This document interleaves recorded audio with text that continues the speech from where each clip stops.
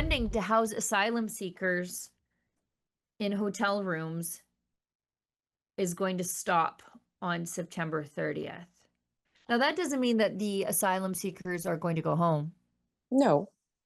What does that mean? It means that they are going to be dumped up to the provinces to take care of and the municipalities. They will be in your homeless shelters. They will be taking up your subsidized housing meant for low income or upwardly mobile low income Canadians who need to just stop on their way to something better in subsidized housing.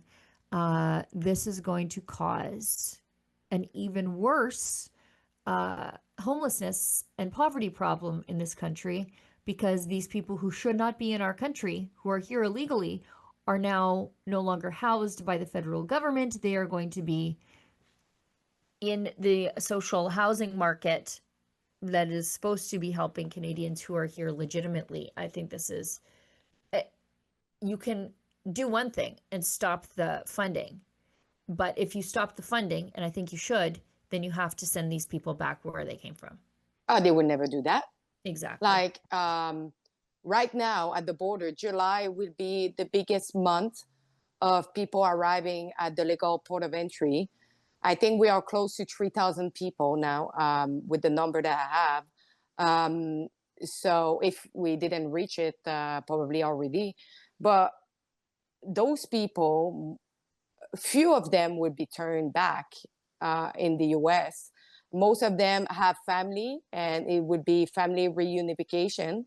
A lot of them don't work because a lot of them are parents, grandparents, or people who just don't work, who will drain our money for social services. And soon we will pay way more taxes that we do already. Yeah, I mean, we're in for a world of trouble. The thing is, like, I do agree the federal government has to stop funding the hotels. That might cut the people off who are coming. It might slow that I don't because think they're so. not getting well, yeah, I mean, you're probably right too. But like, that might be the upside of cutting off the funding, is that it slows down the influx because you're not getting your 3.5 or at least 2.5 star hotel paid for by the taxpayer. But what becomes of those people now? They're just, I guess, the province's problem, because they're still here, right? Like, they're still here. They're not going to work.